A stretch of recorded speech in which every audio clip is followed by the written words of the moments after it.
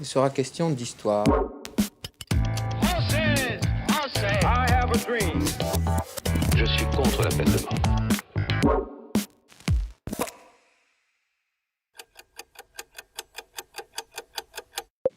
Le 11 septembre 2001, à 8h46, un avion de ligne percute l'une des deux tours jumelles du World Trade Center en plein cœur de New York.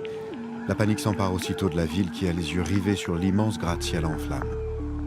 Mais le cauchemar ne fait que commencer. Alors que l'événement est déjà retransmis en direct dans le monde entier, un deuxième avion s'écrase dans la tour sud. It's gotta be a terrorist attack. I can't tell you anything more than that. I saw the plane hit the building. I can't say anything.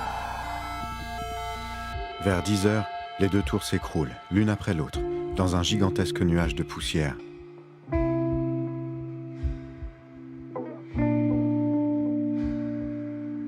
Le quartier est enseveli sous la cendre et les débris est évacué, tandis que les rescapés sortent des décombres, hébétés. Des milliers de téléspectateurs abasourdis découvrent les images apocalyptiques qui arrivent de Manhattan. La première puissance mondiale est attaquée. Ces images nous parviennent, vous allez les découvrir avec nous. Un troisième avion se serait écrasé sur le Pentagone. Le nombre d'avions qui ont été détournés a l'air d'augmenter malheureusement. Oui, alors hélas, on vient d'apprendre qu'un Boeing 747 assurant la liaison Chicago-New York s'est écrasé en Pennsylvanie. Le bilan de ce quadruple attentat est sans précédent.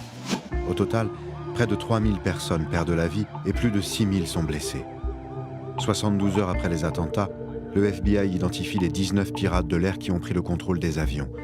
Tous appartiennent au réseau djihadiste Al-Qaïda.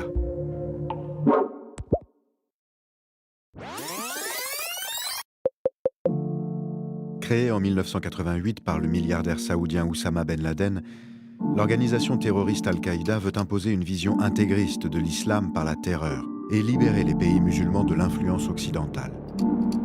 En première ligne, les États-Unis, dont la politique étrangère au Moyen-Orient est intolérable pour le réseau terroriste.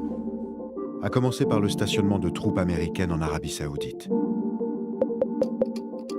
La responsabilité de Ben Laden se confirme bientôt avec un enregistrement vidéo dans lequel il se félicite de la préparation des attentats. Moi, j'étais le plus optimiste de tous à cause de mon expérience dans le domaine de la construction. Je pensais que l'incendie, à cause du carburant de l'appareil, ferait fondre la structure en métal du bâtiment, qu'il détruirait l'endroit où l'avion toucherait sa cible, mais aussi tous les étages qui se trouveraient au-dessus. C'est tout ce que nous espérions. Le chef d'Al-Qaïda devient alors l'ennemi public numéro 1.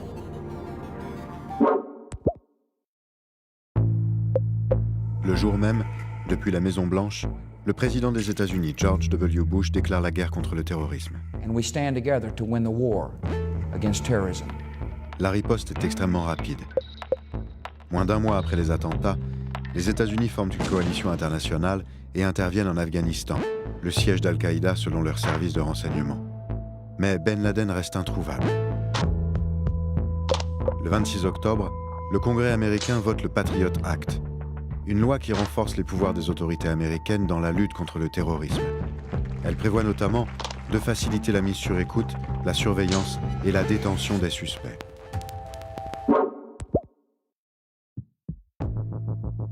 Pendant 10 ans, les services secrets américains mènent une véritable chasse à l'homme pour retrouver Oussama Ben Laden, mort ou vif. Le chef d'Al-Qaïda, dont la tête est mise à prix, se manifeste à plusieurs reprises dans des enregistrements filmés qu'il fait parvenir à quelques médias soigneusement sélectionnés. La CIA finit par le localiser à Abbottabad, au Pakistan. Et le 2 mai 2011, vers 1h30 du matin, un commando des forces spéciales américaines donne l'assaut.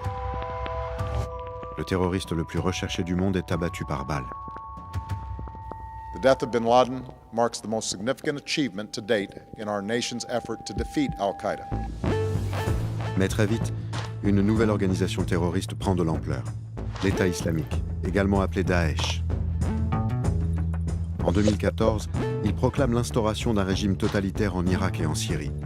Son essor est fulgurant. Bientôt, de nouveaux attentats frappent le monde.